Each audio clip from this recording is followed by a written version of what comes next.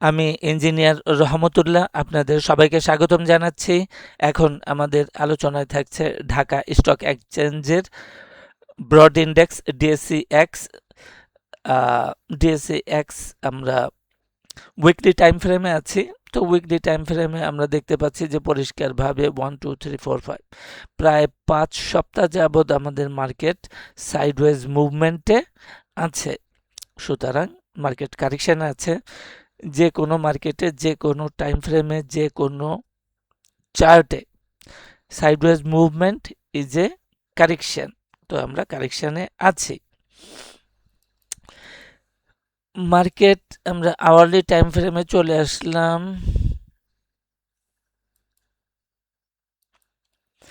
তাহলে গত সপ্তাহে আমরা একটা সাপোর্ট জোন তৈরি করেছিলাম, যেটা 5812 থেকে 5822 ছিল। তো সেই সাপোর্ট থেকে মার্কেট ব্যাক করেছে, কিন্তু ক্লোজিং বেসিস আর হায়ার হাই করতে পারে নাই। অ্যাজ এ রেজাল্ট আমাদের মার্কেট সাইডওয়েজে আছে। এর আগে যেমনটা বলেছিলাম, যখন সাইডওয়েজ মুভমেন্ট চলে তখন কেবলমাত্র দুইটা প্যাটার্ন পসিবল। একটা হচ্ছে ট্রায়াঙ্গেল, আর একটা হচ্ছে ফ্ল্যাট। তো আমাদের জন্য ট্রায়াঙ্গেলটা হচ্ছে প্রিফার্ড অ্যানালাইসিস, যেটা আমরা পছন্দ করছি। তো আমাদের এখানে ট্রায়াঙ্গেল প্যাটার্নটা আছে, এখনো পর্যন্ত ভ্যালিড আছে। এবং এখানে দুইটা, আমরা একটু এখানে আসি, ওয়েব বি এবং ওয়েব ডি অ্যাপ্রক্সিমেটলি একই রেখায় আছে। যখন একই রেখায় থাকে তখন আমাদের ট্রায়াঙ্গেলের ধরনটা হয়ে যায় ব্যারিয়ার ট্রায়াঙ্গেল।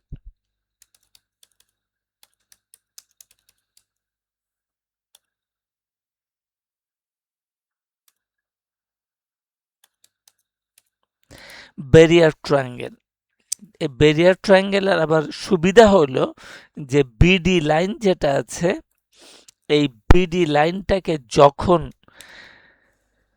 মার্কেট ইন্ডেক্স ভাঙতে পারবে তখনই আমরা ট্রেডের জন্য উপযুক্ত বলে মনে করি। তাহলে বিডি লাইন, যেটা রেজিস্ট্যান্স লাইন অলসো, এই রেজিস্ট্যান্স ভাঙতে পারলে আমাদের ট্রেডেবল হবে মার্কেটটা। এর আগে আমরা অবশ্য আলোচনা করেছিলাম যে মাঝের যে প্যানটা আছে, এই প্যানটা নানা মার্কেট এখানে সুইং করেছে, বাড়ার চেষ্টা করেছে, কিন্তু দেখা গেল যে আমাদের এই টপে মাঝের প্যানে আরএসআই এই রেজিস্ট্যান্স রেখাটাকে পার করতে পারে নাই।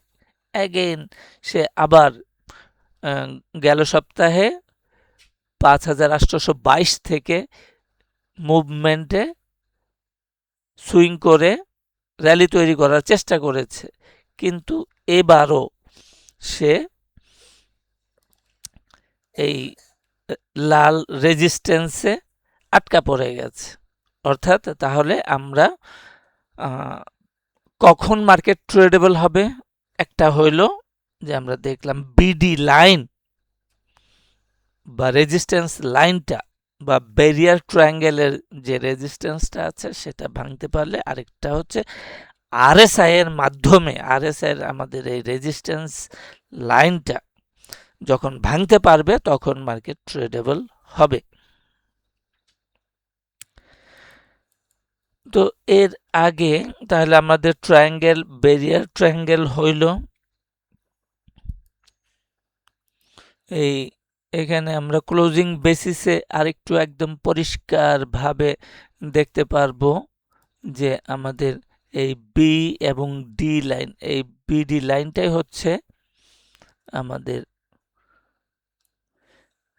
রেজিস্ট্যান্স বা ব্যারিয়ার লাইন, যার কারণে আমরা বলছি এটাকে ব্যারিয়ার ট্রায়াঙ্গেল। এখন আর আমাদের এ এবং সি কে যোগ করলাম, এইটা হচ্ছে আমাদের ট্রায়াঙ্গেল। তো আগামী সপ্তাহে আমাদের এই ডাউন ট্রেন্ড অব্যাহতই থাকবে এবং আমাদের যে নিচের লাইনটা আছে যেটা হলো আমরা সাপোর্ট লাইন হিসাবে এটাকে দেখতে পারি। এই সাপোর্ট লাইন ভাঙতেও পারে, ভাঙলে কোনো সমস্যা নাই, ট্রায়াঙ্গেলে সেটা পসিবল, ভাঙতে পারে, কিন্তু ক্লোজিং বেসিসে ওয়েভ সি এর নিচে আসলে একটু সমস্যা হবে। তো সমস্যাটা কিরকম? সমস্যাটা নিয়ে আমরা আগে আলোচনা করে রেখেছি যে সেই ক্ষেত্রে আমাদের যে সেকেন্ড অপশন, অল্টারনেটিভ অপশন, সেটা হচ্ছে যে ফ্ল্যাট হয়ে যাবে। তাহলে ফ্ল্যাট হইলে সেই ক্ষেত্রে আমাদের সাপোর্ট জোন হচ্ছে 138.2% ফিবোনাসি লেভেলে 5720, এবং এখানে আরো গভীর কারেকশন হলে পারে 161.8% ফিবোনাসি লেভেলেও আসতে পারে। এখানে আমাদের একটা রেজিস্ট্যান্স ছিল যেটা বর্তমানে আবার আমাদের এটা সাপোর্ট হিসাবেও এখন কাজ করতে পারে। আগে ছিল এটা রেজিস্ট্যান্স, এটা এখনকার জন্য হয়ে যাবে সাপোর্ট। তো এই পর্যন্ত আসতে পারে।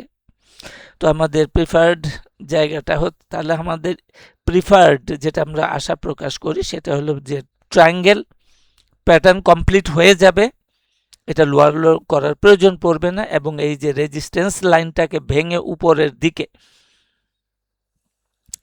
রেজিস্ট্যান্স লাইনটাকে ভেঙে উপরের দিকে সে চলে যাবে। এইভাবে আমরা দেখতে পারি। আরেকটা হচ্ছে আরএসআই এর মাধ্যমে, আরএসআই রেজিস্ট্যান্স জোনটাকে ভেঙে উপরের দিকে চলে গেলে মার্কেট ট্রেডেবল হয়ে যাবে।